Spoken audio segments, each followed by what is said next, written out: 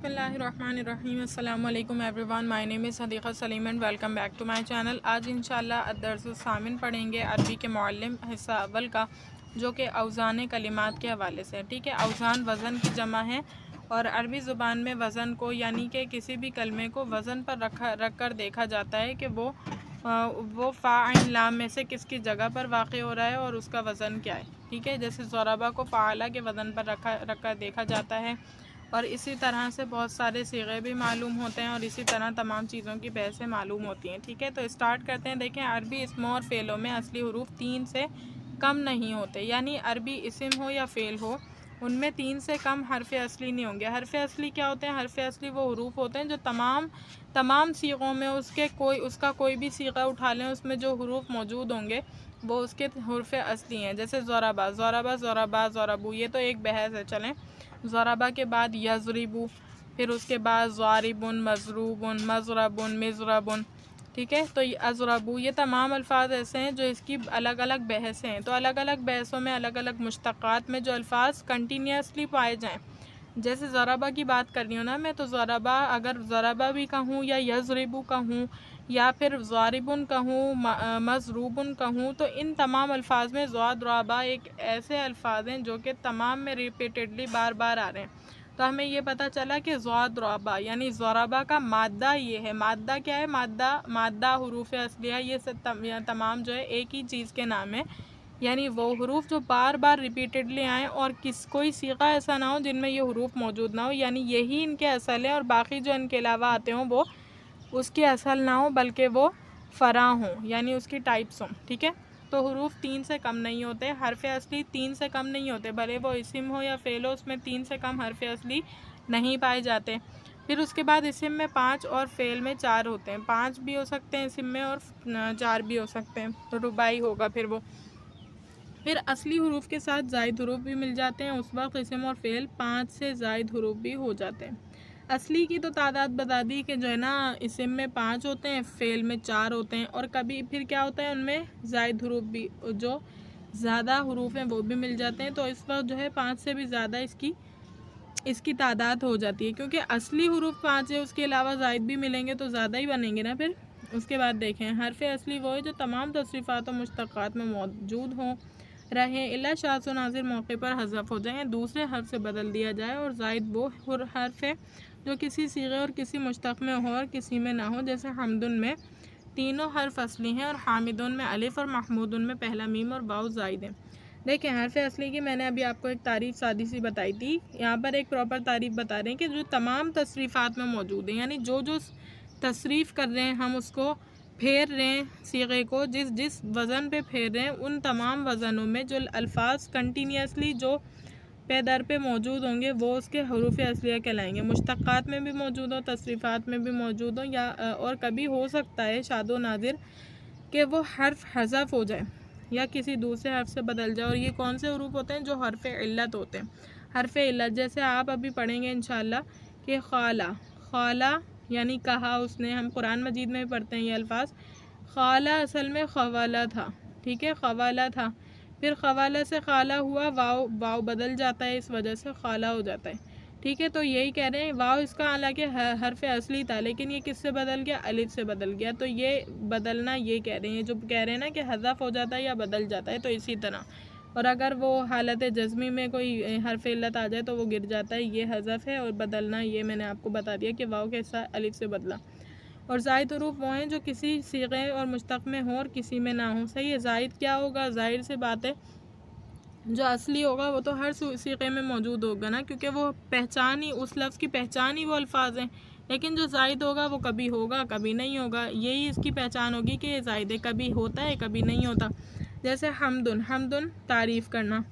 حمدن میں تینوں حرف اصلی ہیں، حا میم دال جو ہیں، حمد کا لفظ جو ہے تینوں حرف اصلی ہیں. اور حامدن میں الف.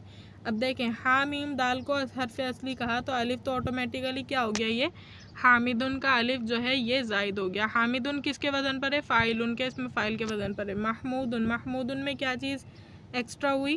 پہلا میم، کیونکہ مفعولن کے وزن پر ہے نا. ہا جو ہے فا کے جگہ پر ہو گیا، میم عین کی جگہ پر، اور دال جو ہے وہ لام کی جگہ ہو گیا. تو یہ میم اور یہ واو دونوں کیا ہوئے؟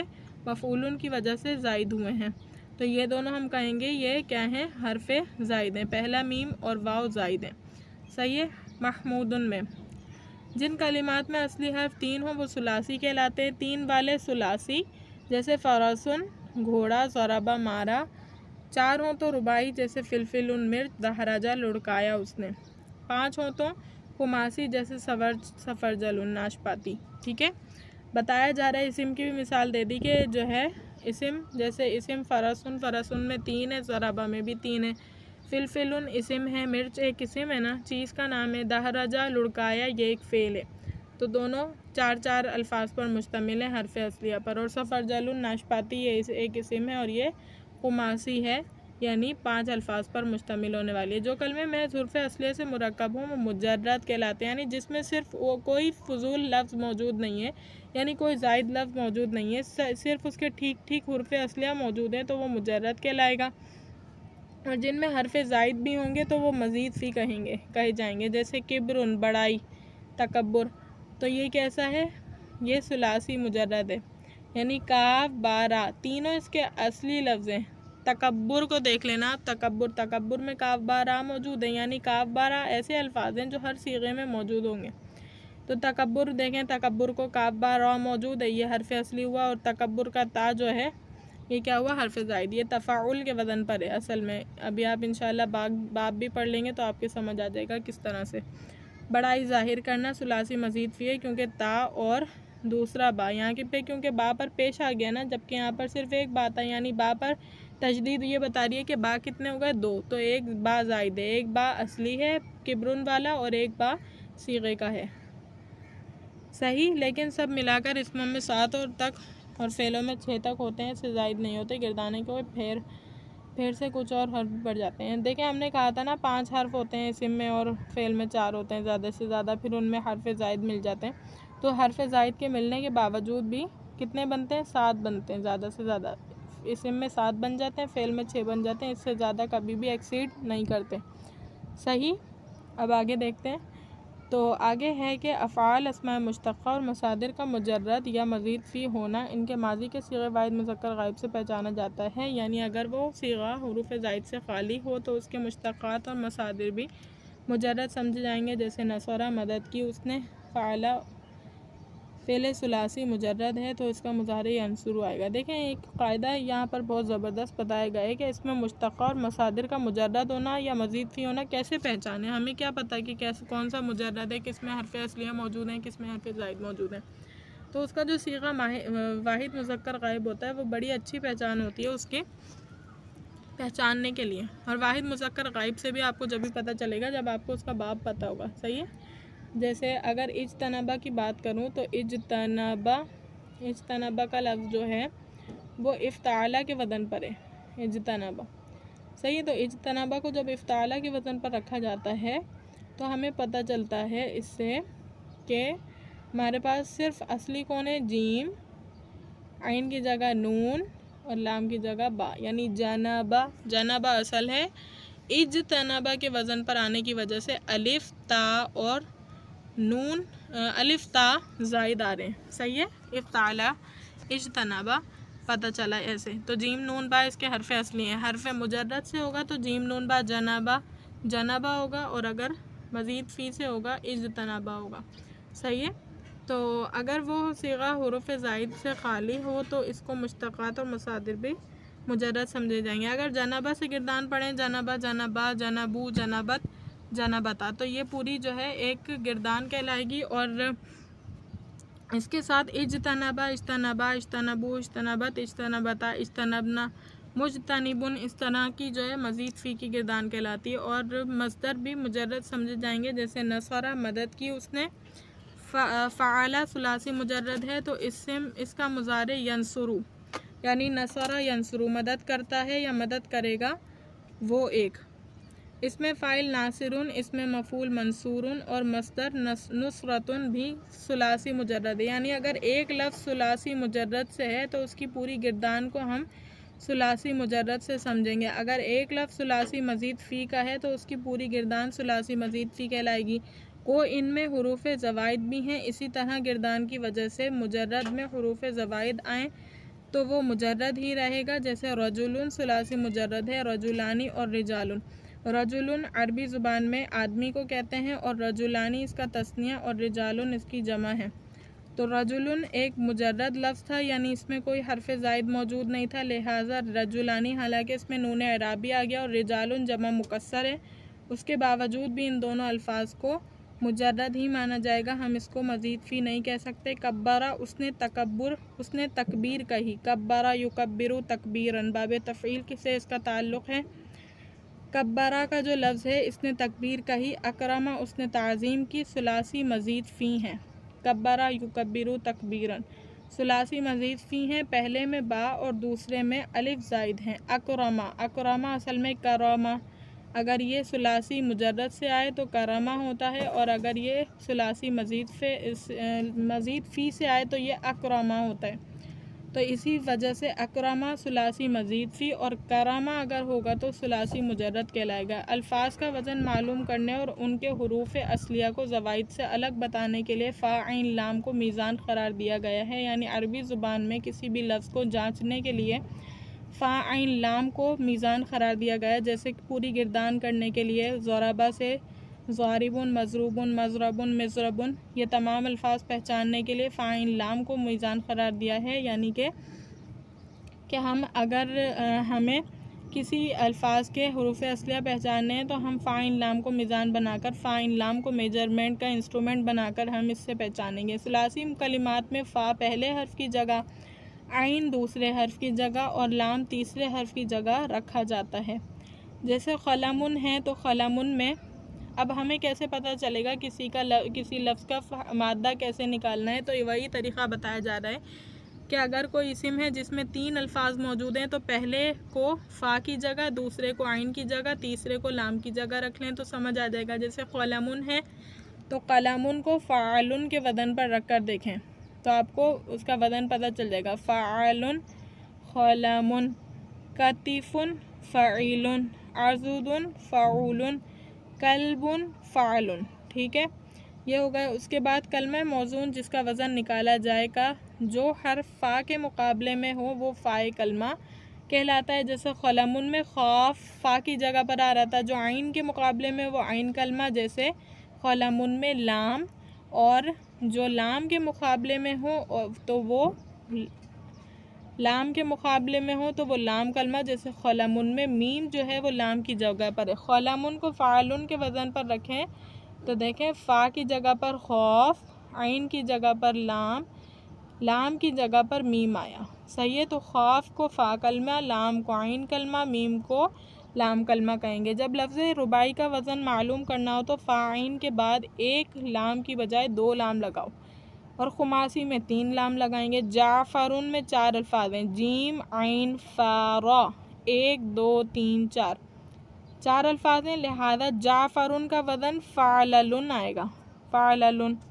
اور جو سفر جلن ہے اس میں 1 2 3 4 5 الفاظ ہیں، لہذا فعللن آئے گا اس کا وزن، تبھی اس کے حروف اصلیہ ہم پہچان سکیں گے، ٹھیک ہے۔ تو وزن نکالتے وقت حروف اصلیہ کے مقابلے میں تو فا عین لام رکھے جائیں گے، باقی جو حروف زائد ہوں گے وہ اپنی جگہ بحال رہیں گے، یعنی حروف اصلیہ کی جگہ پر ہم ان کے فا عین لام کو لائیں گے اور باقی ان کے زائد حروف کی جگہ ان کے الفاظ آئیں گے۔ کبرن، فعلن، کبیرن، فعیلن، اکبر، افعل، تکبیرن، تفعیلن، ٹھیک ہے۔ تکبیرن کاف با را کی جگہ فا عین لام آ گیا، باقی تا تھا تو تا رکھا۔ اکبرو میں الف آیا، کاف با را حرف اصلیہ ہے تو فا عین لام کو ریپلیس کر دیا اس کی جگہ۔ کبیرن کاف با یا را، یا زائد تھا، یا آ گیا یہاں پر۔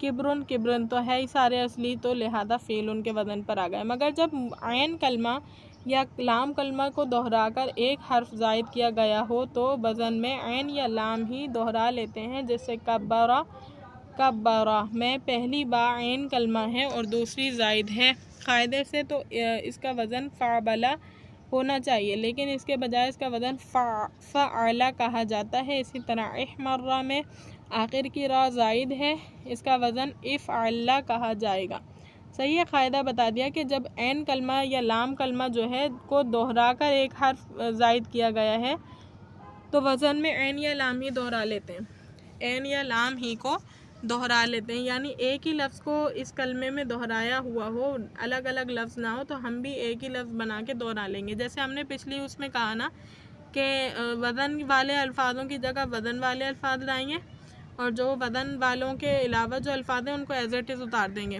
لیکن ہم یہاں پر بول رہے ہیں کہ جیسے اس کا حرف اصلی بھی با تھا نا، اور پھر با لے کر آئے حرف زائد میں بھی، تو ہم بھی یہی کریں گے، فعلا نہیں بنائیں گے بلکہ اس کو فعللا کریں گے، اس طرح سے بنائیں گے کچھ، ٹھیک ہے، یعنی کہ وہی حرف ریپیٹ کریں گے، احمرہ افعلہ کے وزن پر لائیں گے۔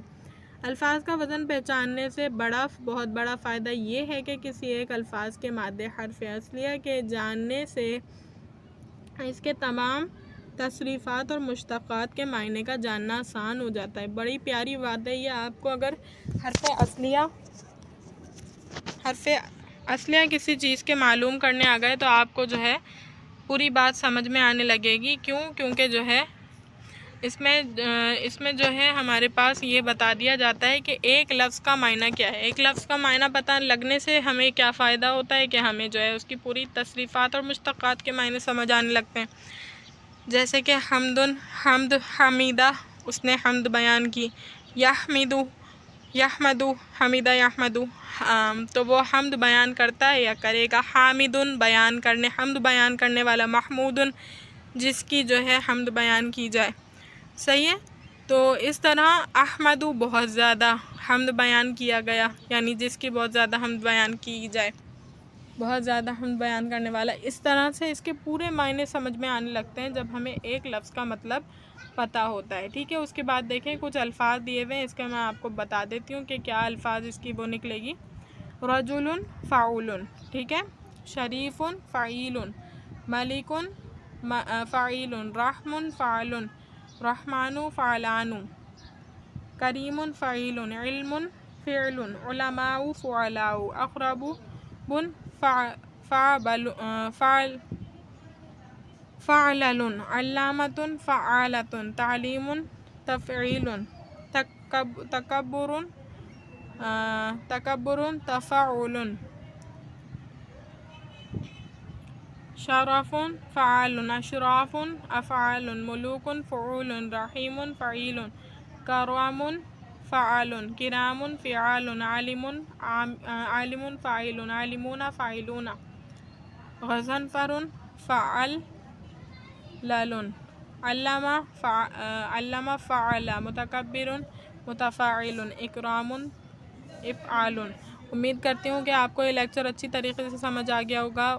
اللہ تعالیٰ سے دعا ہے کہ اللہ تعالیٰ اس پڑھنے پڑھانے کو اپنی بارگاہ الہی میں قبول و منظور فرمائے۔ باقی دعوانا الحمدللہ رب العالمین۔ السلام علیکم۔